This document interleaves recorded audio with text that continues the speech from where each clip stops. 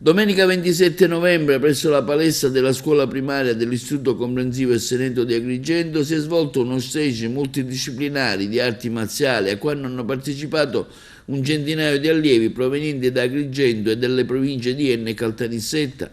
Gli allievi hanno potuto godere di lezioni di altissimo livello tecnico per quanto riguarda la disciplina dello Jiu-Jitsu, Karate e Jiu-Jitsu brasiliano. Diverse le società che hanno partecipato, di Agrigento, Porto Empedocle, Favara, Leonforte, Casteltermini, Canicattì. I docenti hanno suddiviso in più gruppi gli allievi in base ai gradi di età, insegnando nozioni teorico-tecniche pratiche durante la mattinata.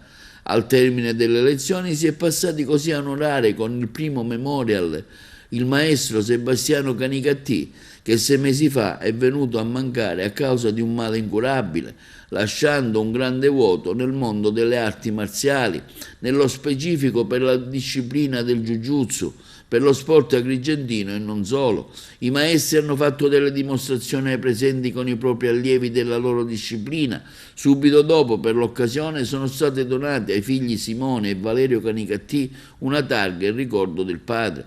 Il maestro Emanuele Di Giovanni, con la sua società, ha voluto insignire l'altro collega Sebastiano Canicattì con un primo dan di karate, consegnando ai figli un diploma, mentre il maestro Marco Valenti, allievo e collaboratore di Canicattì, ha voluto donare un'ulteriore targa con su una scritta dedicata speciale a chi ha rappresentato per lui una guida e non solo nel mondo delle arti marziali, ma anche nella vita.